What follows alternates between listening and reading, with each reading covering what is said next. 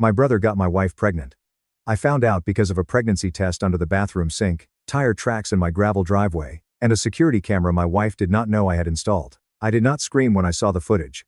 I did not call my brother. I did not ask my wife for one more lie dressed up as an explanation. I spent 11 days building the cleanest demolition of my life. Security footage. Phone records. Company card statements. Hotel receipts. Divorce papers. Every beam placed exactly where it needed to be. Then I waited until my father's 65th birthday dinner, when the whole family was sitting around one table. Before they cut the cake, I turned on the dining room TV. And I let the footage speak. My name is Rhett Calverton. I was 36 when this happened. I owned a construction company called Calverton Build and Structural. I started it when I was 27 with a second-hand truck, a contractor's license, and the kind of work ethic people like to praise until it starts making them feel lazy. No inheritance. No investors. No father-in-law writing checks. No rich uncle. Just me, a truck that needed a prayer before every ignition, and enough stubbornness to outlast most people's excuses. 9 years later, Calverton Build and Structural had 31 employees. We handled commercial and residential contracts across 3 counties. New builds, remodels, structural repairs, foundation work, lake properties, small business expansions. We were not the biggest company in the region. But our name meant something. We did not cut corners. We did not disappear halfway through a job. We did not miss deadlines unless weather or God himself got involved. If something went wrong on one of my sites, I found out why before I went to sleep that night. That is not a personality trait I chose. It is just the only way I know how to operate. I am telling you that because everything in my life was built the same way. The company. The house. The marriage. All of it came from my time, my hands, my discipline, and my refusal to let weak materials hold weight they were never meant to carry. For a long time, I believed that meant something to the people closest to me. That was my mistake. My wife's name was Lyra. She came into my life 11 years ago at a mutual friend's housewarming party. She worked as a textile buyer for a regional home goods chain, which sounded boring until you heard her talk about fabric, materials, stitching, manufacturing quality, dye lots, supplier ethics, and why most expensive things were expensive for stupid reasons. She had a sharp eye. That was what first caught me. Not just beauty, although she had that too. It was precision. She could touch the edge of a throw blanket and tell you whether it would pill after 3 washes. She could glance at a chair and know whether the upholstery was worth the price tag. She had strong opinions about materials and craftsmanship, and I respected strong opinions when they were backed by knowledge. We dated for 3 years before I proposed. We were married 5 years before everything collapsed. 2 years into the marriage, I bought the house in Caldwell Crest as an anniversary surprise. Lakefront property. 4 bedrooms. Wraparound deck, private dock. Old stone fireplace, kitchen facing the water. Long gravel driveway lined with pine and oak. It needed work, but good work. The kind of work that makes a house more yours every time you touch it. I paid cash, not to show off. Because debt and I have never had a friendly relationship. I remember driving Lyra there with her eyes closed. She laughed the whole way, telling me if I had bought a puppy without telling her, she was going to be mad but only for about 10 minutes. When we pulled into the driveway, I told her to open her eyes. The look on her face stayed with me for years. I thought that look meant she understood what I had built for us. I thought it meant home. Then there was Zev. Zev was my younger brother by 5 years. I want to be fair about who he was, because this story does not work unless you understand that I did not keep him around because I was blind. I kept him around because he was family. And for a long time, I thought that word meant the same thing to both of us. Zev was charming in the way some people are charming when nobody ever forces them to become useful. Good smile. Quick jokes. Easy apologies. The kind of man people wanted to believe in because believing in him was easier than admitting he was exactly what his choices kept proving. He failed an apprenticeship at 23. Tried a landscaping side business that collapsed inside 1 season because he could not manage a schedule to save his life.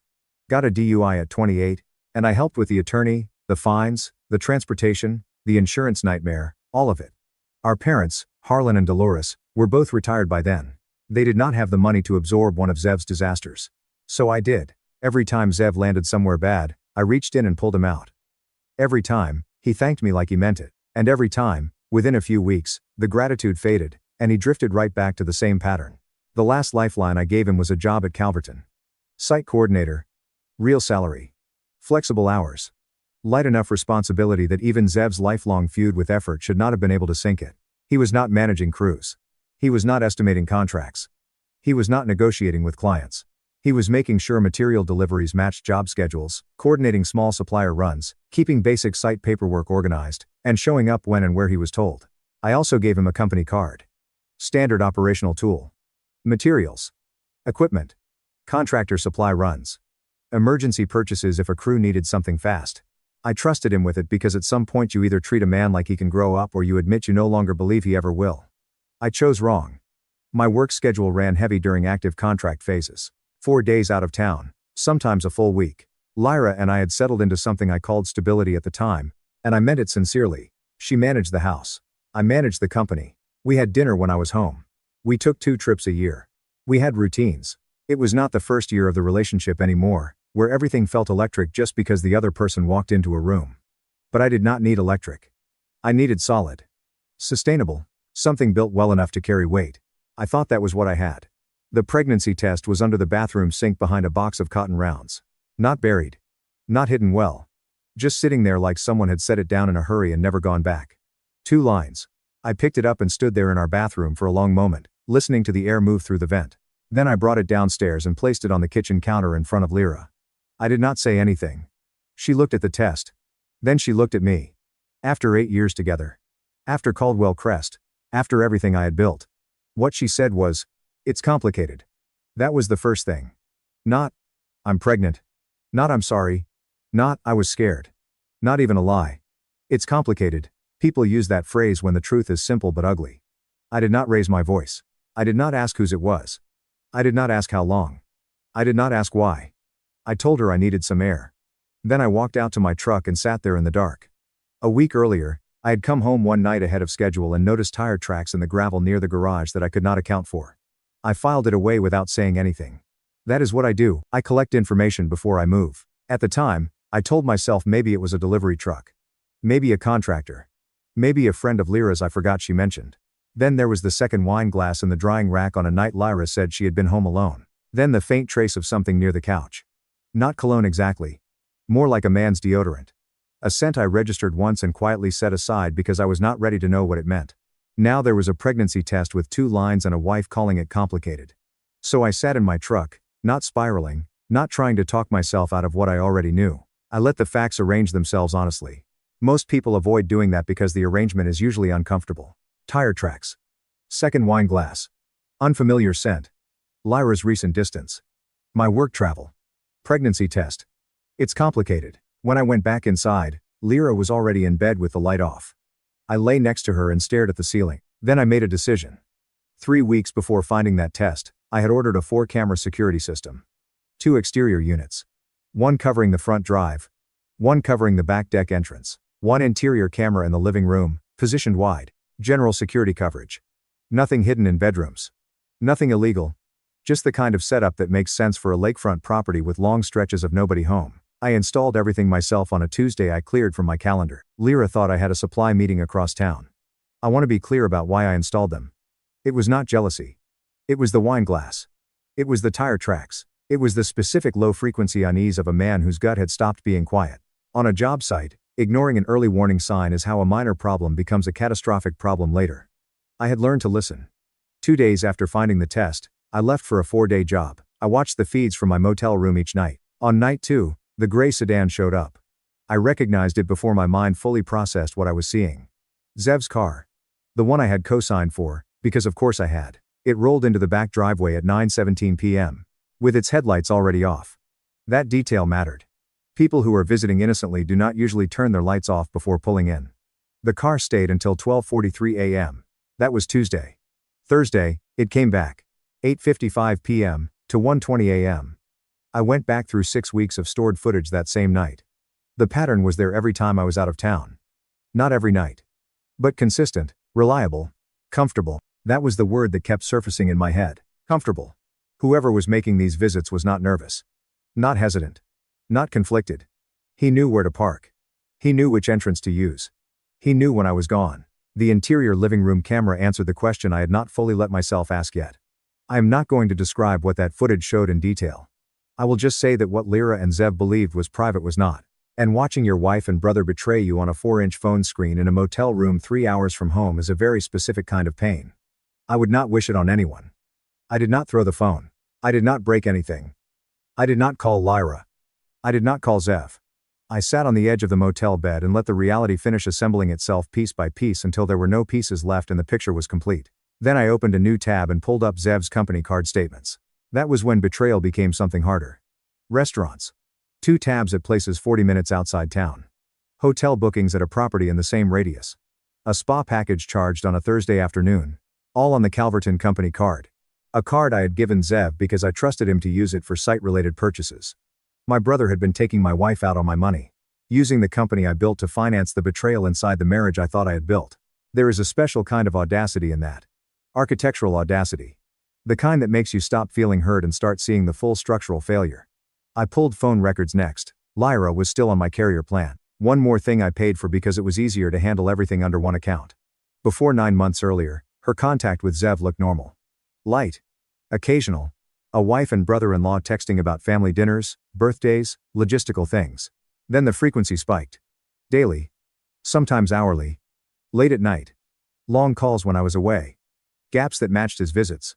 The pregnancy test no longer had a mystery around it. It had a timeline. It had footage. It had receipts. It had my brother's name all over it. I checked the calendar on my phone.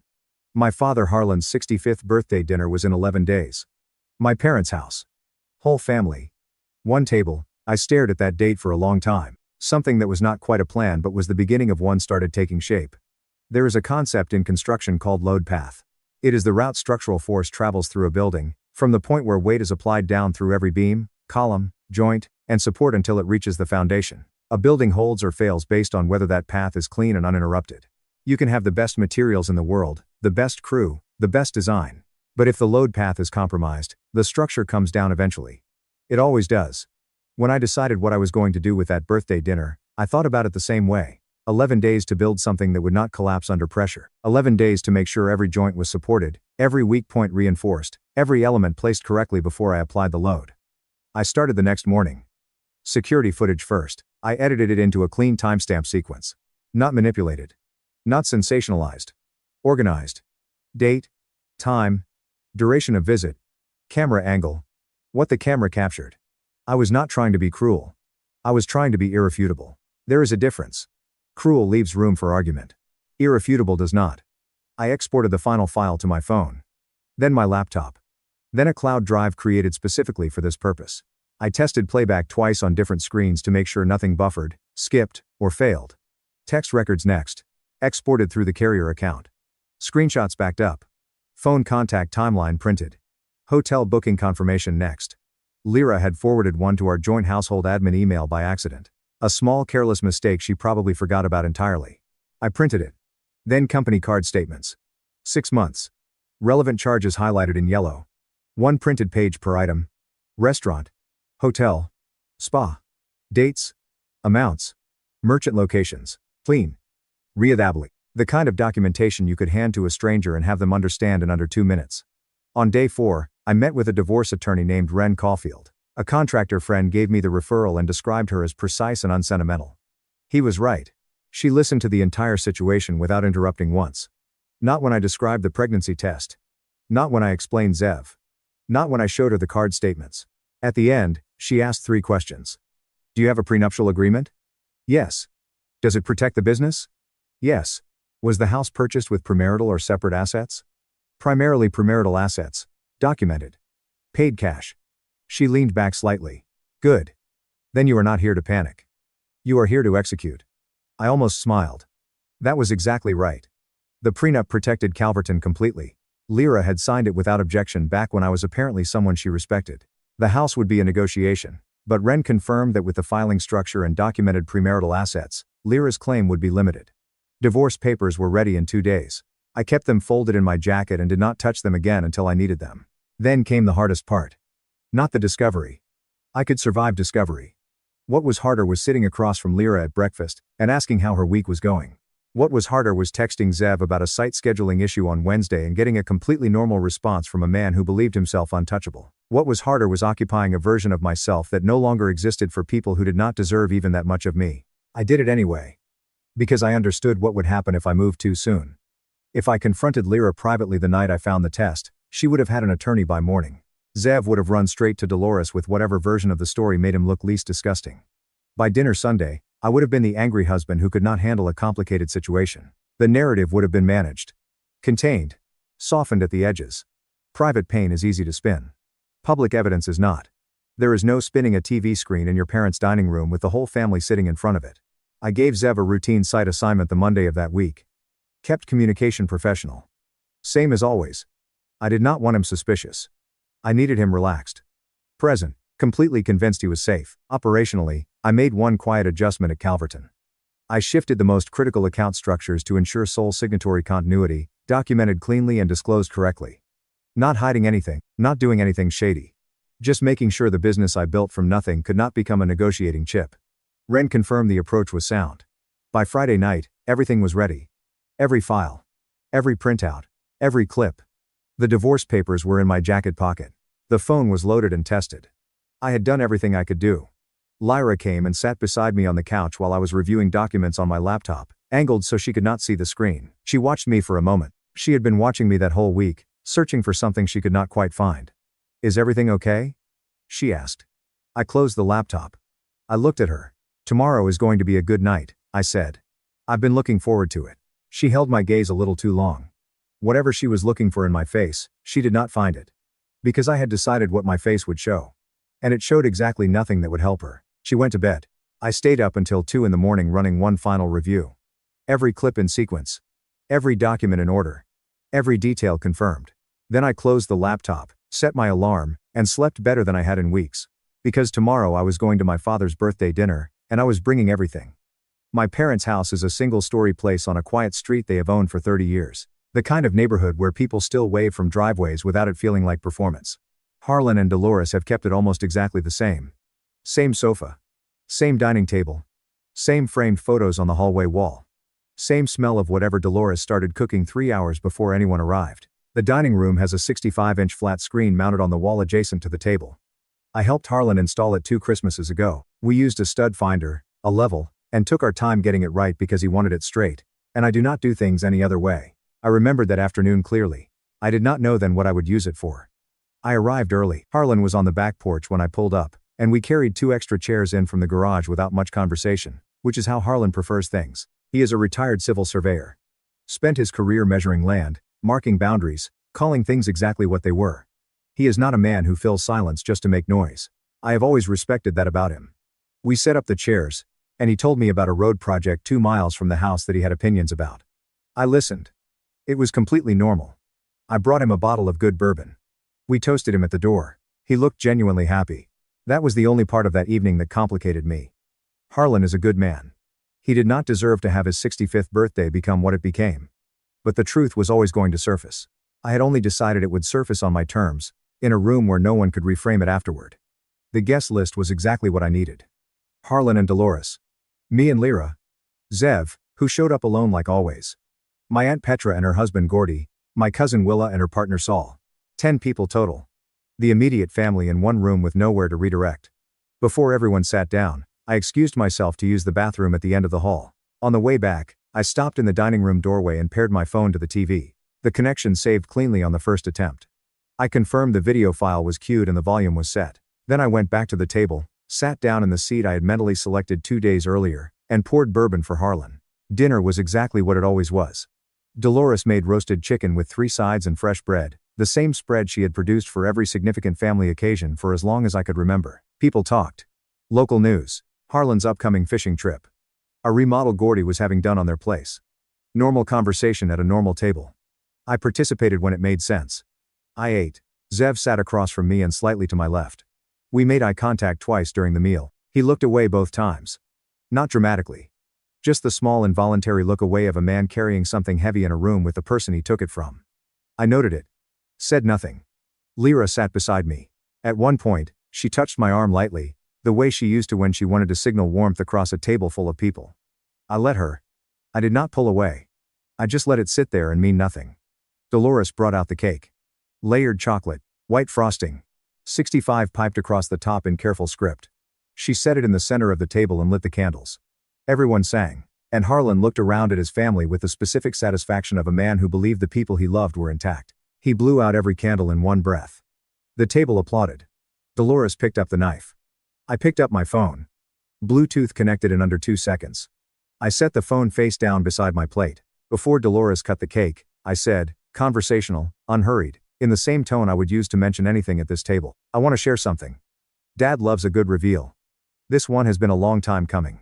Dolores laughed, still holding the knife. What is this, Rhett? The television came on. First frame. Exterior camera feed. Timestamp reading 9:17 p.m. 6 weeks earlier. A gray sedan rolling into the back driveway with its headlights already off. License plate clearly visible. Date clearly visible. The car belonging to the man sitting 4 feet to my left. Petra said, Zev, just his name. The way you say something when the question and answer arrive at the same time. I watched Zev's face go from relaxed to a specific shade of pale that had nothing to do with the temperature in the room. Nobody spoke for the first few seconds. That is the thing about showing people something they cannot immediately categorize. There is always a gap between seeing and understanding. The room was in that gap. People leaning forward slightly, trying to make sense of a timestamped driveway feed on a birthday dinner television, working out why it was there and what it meant and why I was sitting back in my chair like I had been waiting for that moment all week. Because I had been. The footage ran in sequence exactly the way I edited it. Chronological. Clean. No gaps. Exterior camera first. The sedan arriving. Lights off. Same driveway. Different dates. Then the deck entrance feed. Same car. Same pattern. Then the interior living room footage. Positioned last deliberately, because that was where you put the evidence that removed all remaining doubt. I picked up my bourbon and took a slow sip. I did not watch the screen. I had seen it enough times. I watched the room. Willa had both hands flat on the table. Gordy had stopped moving entirely. Harlan was sitting very straight in his chair with an expression I had never seen on his face before. Not anger exactly. Something quieter and more permanent than anger. Saul stared at a fixed point between the screen and the centerpiece, the particular stare of a person who desperately wants to be somewhere else. Dolores stood up. Turn it off. Rhett. Her voice had that sharp frequency it got when she was trying to hold something together through sheer force of tone. Turn it off right now. Not because she did not understand what she was seeing, because she did. And understanding it in front of everyone at once was more than she could process standing up. I set my glass down. I looked at her calmly. I did not turn it off. She said it again. Sharper.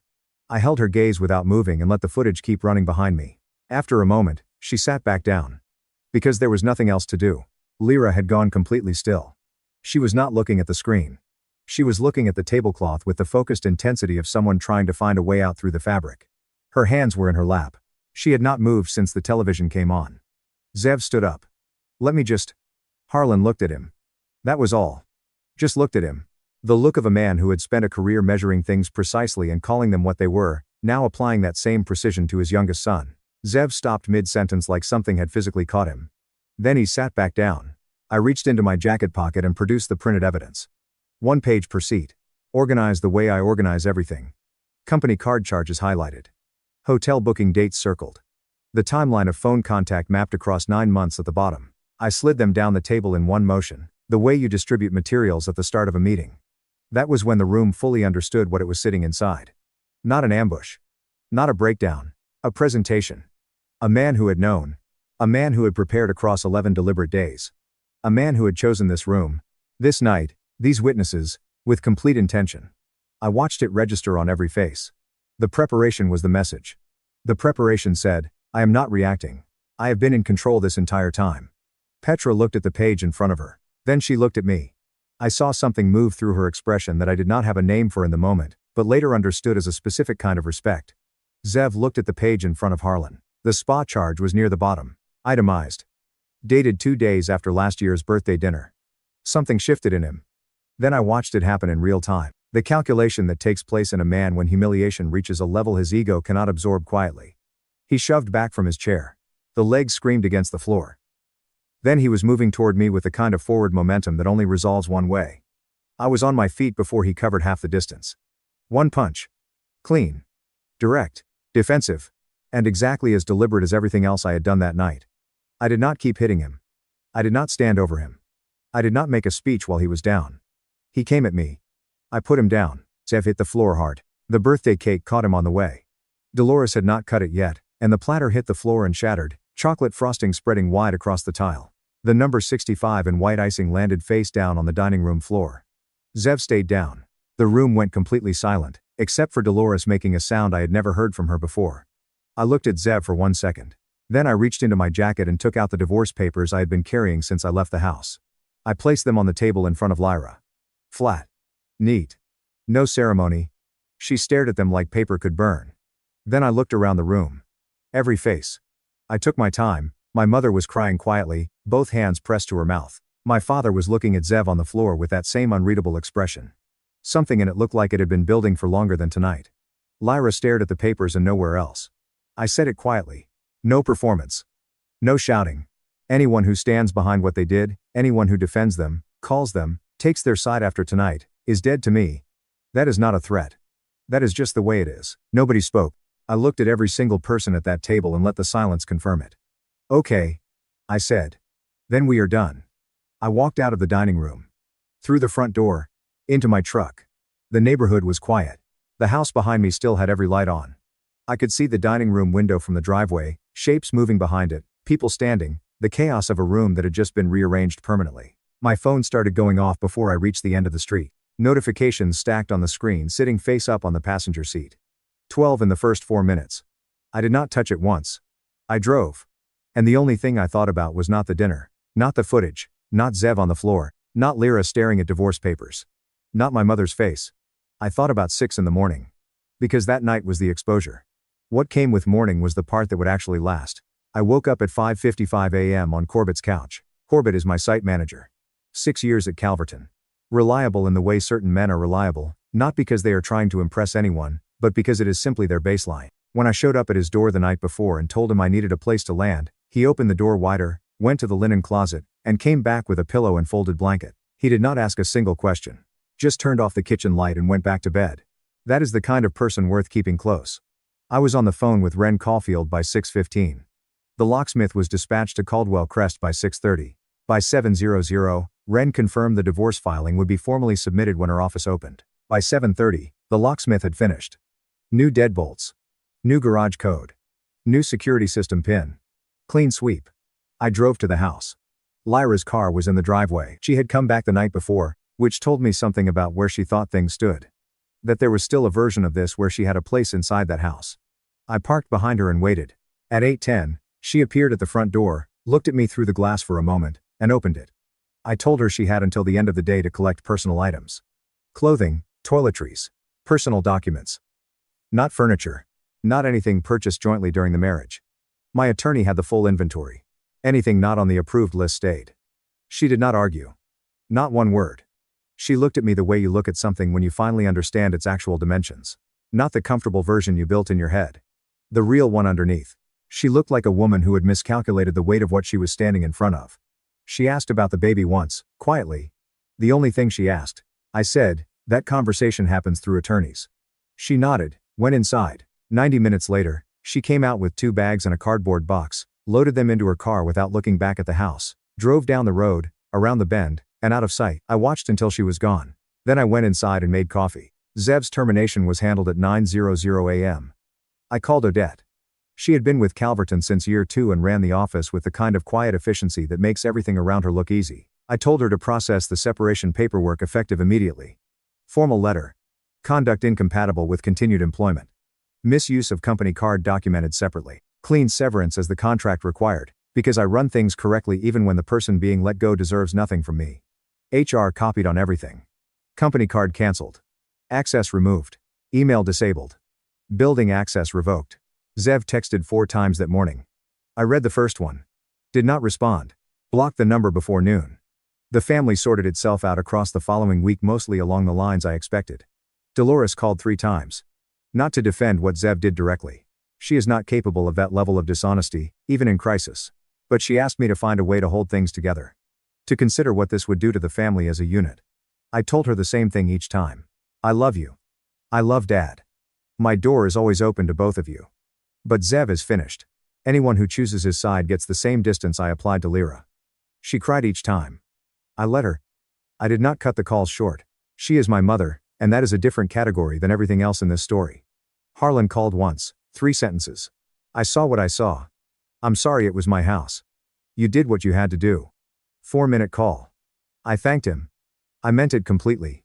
That was the whole thing. Petra sent a message 2 days later. She said she had watched me build Calverton from nothing, and had always believed the family underestimated what kind of man I actually was. She said the dinner proved it.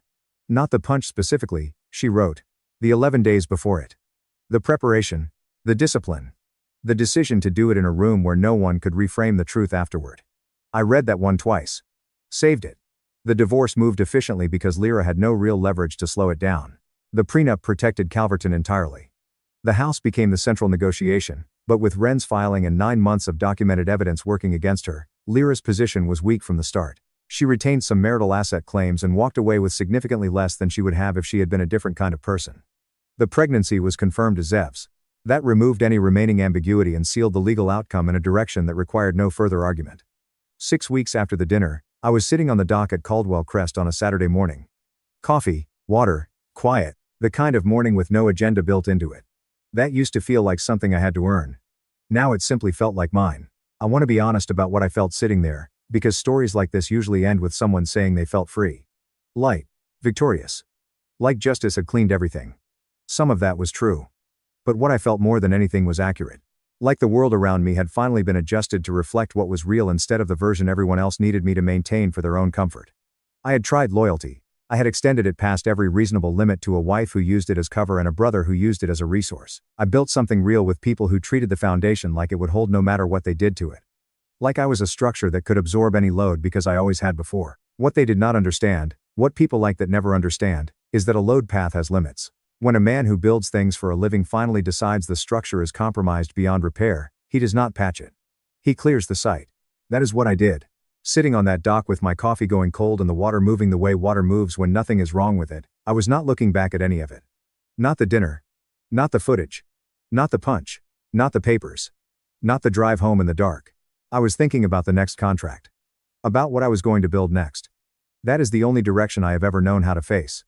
Thank you so much for watching until the end. If you really like our videos, please don't forget to like, share, and subscribe. Have a great day.